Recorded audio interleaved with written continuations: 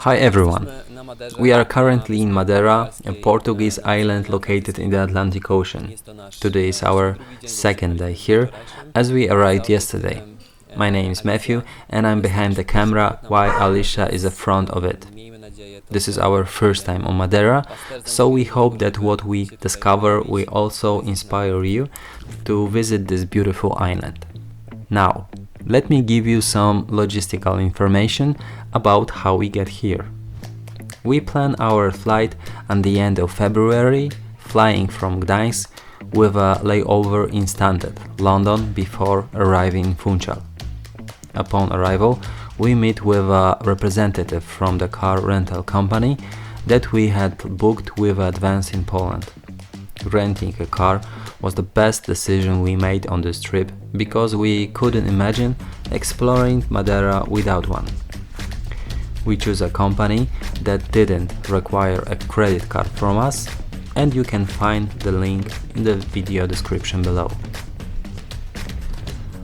Our first stop was Pico de Areiro. On the way up the mountain, we stopped multiple times at the lookout point to admire the vast greenery, mountain and the ocean that surrounded us. It is said that Madeira is an island of eternal spring, and the aerial view only confirmed this.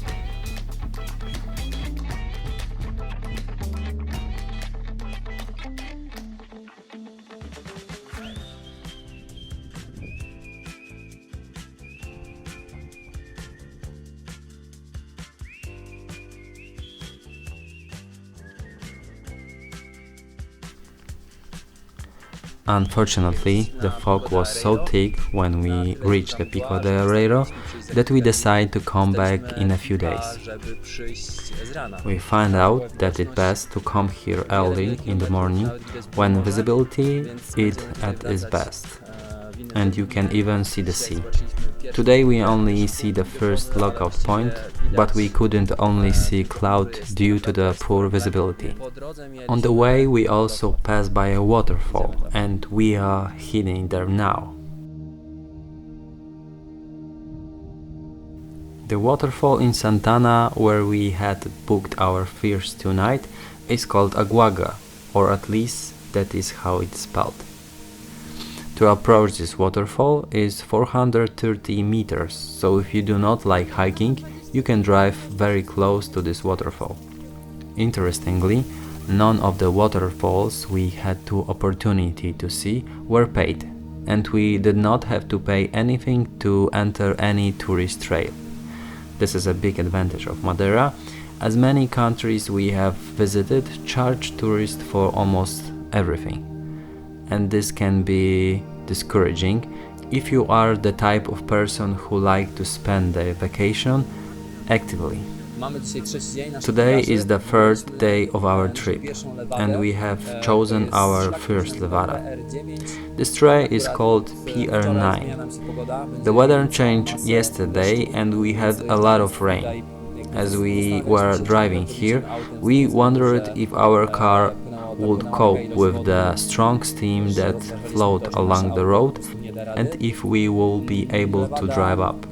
The levada we chose, PR9, is rated as medium difficult in the guidebook. The length of this trail is about 6.5 kilometers, and here are some shots to show you what you can expect on this trail.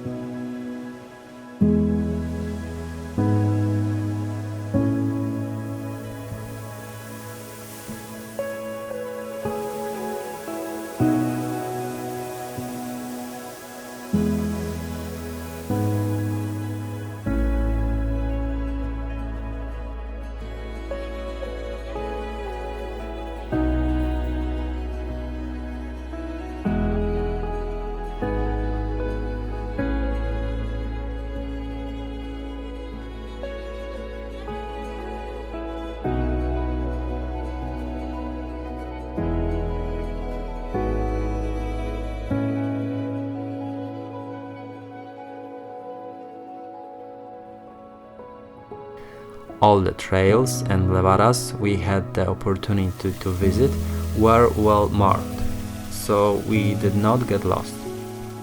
A raincoat, it's something you must take with you because the weather here is really changeable.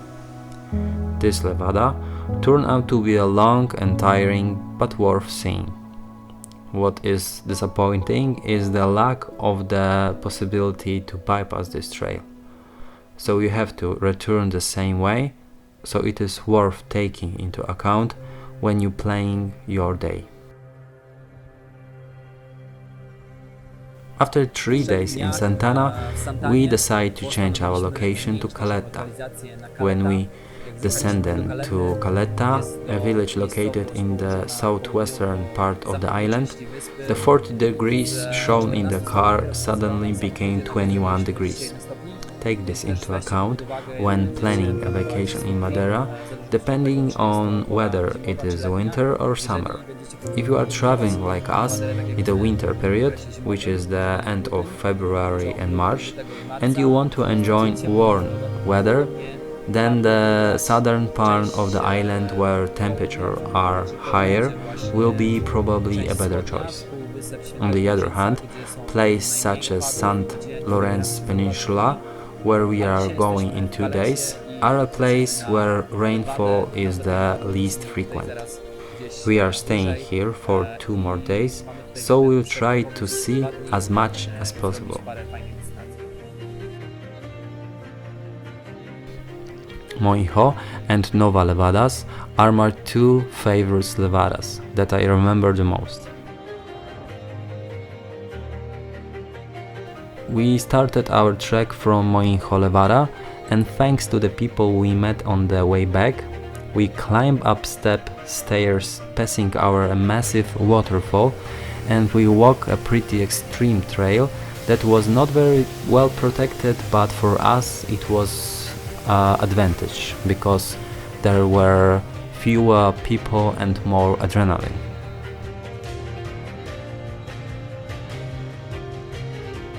Additionally, there are many dark tunnels on the trail, so it is worth bringing a headlamp.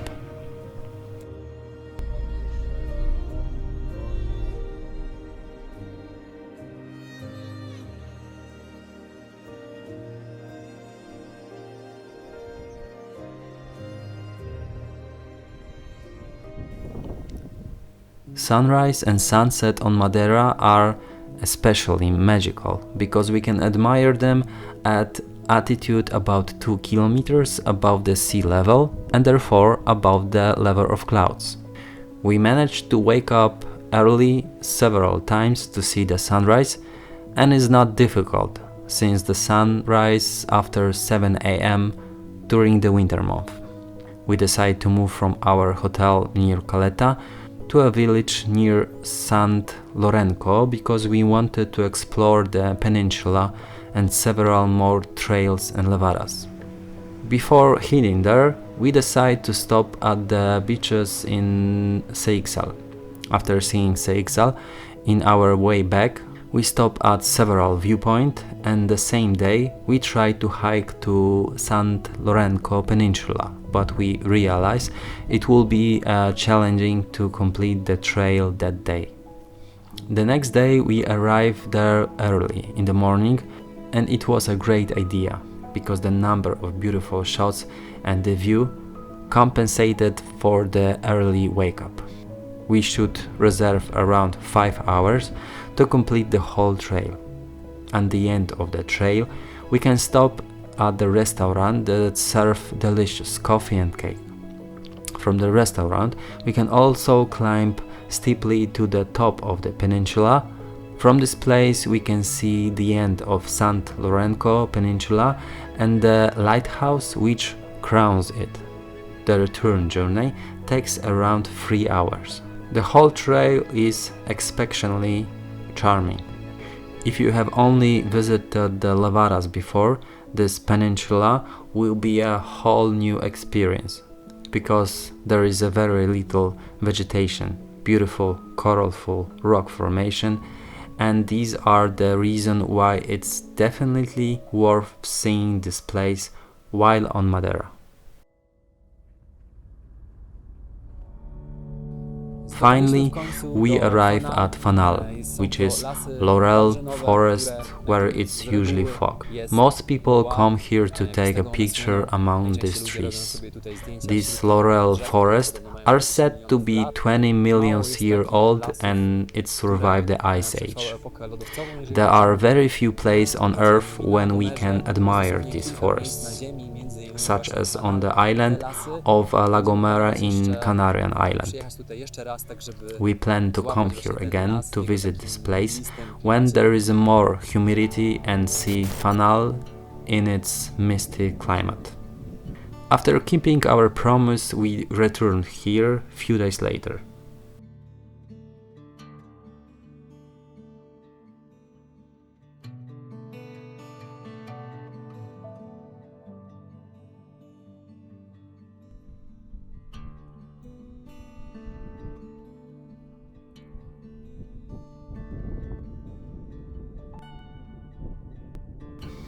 We took advantage of several nice sunny days to relax and explore less demanding places such as the Años waterfall in Ponto do Sol. This waterfall cascades directly in the road and serves as a natural car wash for many local residents. While in Funchal, we also visited the botanical gardens, which are worth visiting due to the variety of interesting plants from Madeira and around the world. It takes around few hours to explore an entire park, and the visit can be combined with a car cable ride over the city of Funchal. However, we had already taken a cable car ride the day before near the Christ monument in Ponta Garaju. We stopped for a while at the charming beach that the cable car brought us to, where we could order a delicious meal, have a cup of coffee and simply enjoy a beautiful view.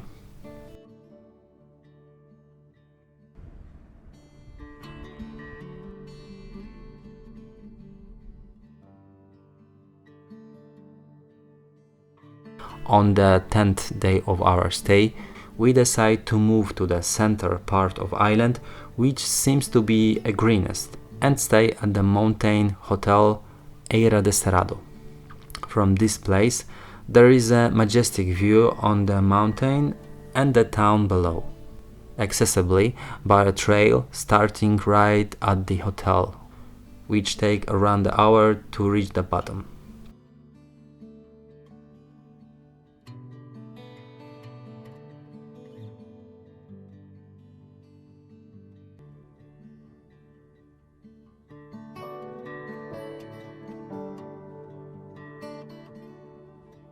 Eira de Cerrado is also a great starting point for Pico de Areiro.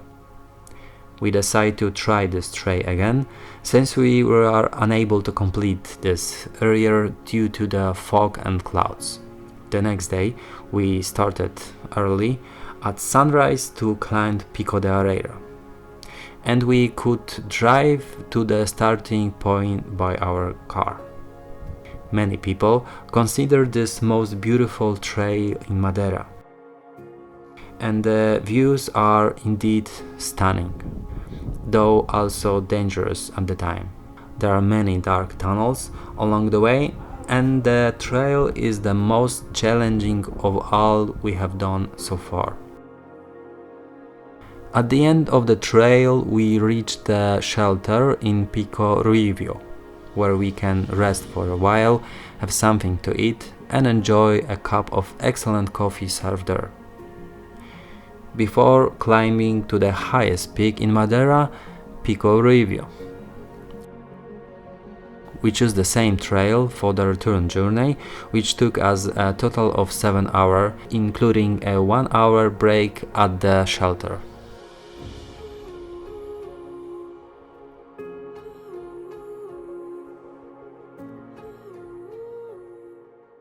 We are on the 12th day of our trip today, and for today's trek we choose Levada 25 Fontes.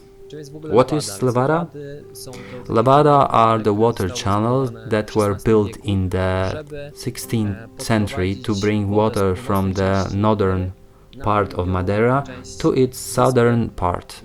They were built during the island's greatest prosperity, as Madeira was known at that time for its production of sugarcane and bananas. There are about 200 of these channels, around 3 kilometers long.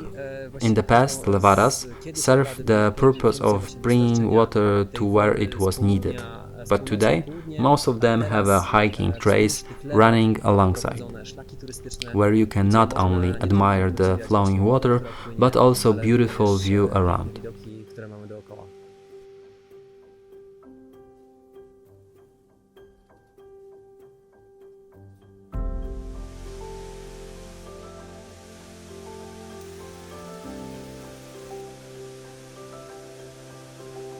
Levada 25 Fontes was our last trek, and the next day we moved to a hotel near the airport for easy access to our 4 a.m. flight on the 14th day of our stay.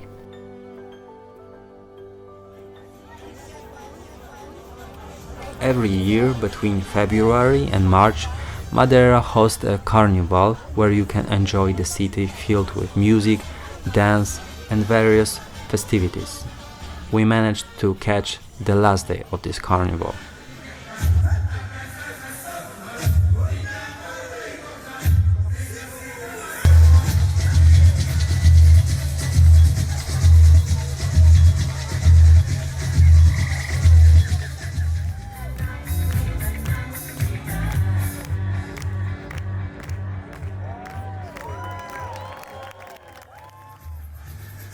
Although our 2 weeks were intense, I feel like this island still has a lot of offer, and I will definitely come back here.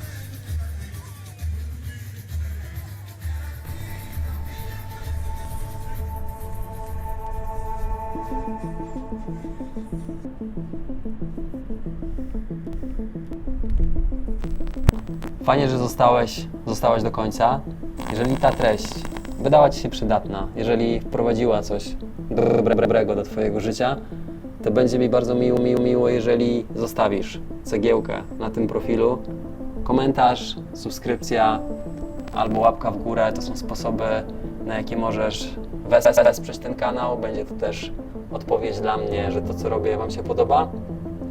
I do zobaczenia w następnym filmiku. Cześć!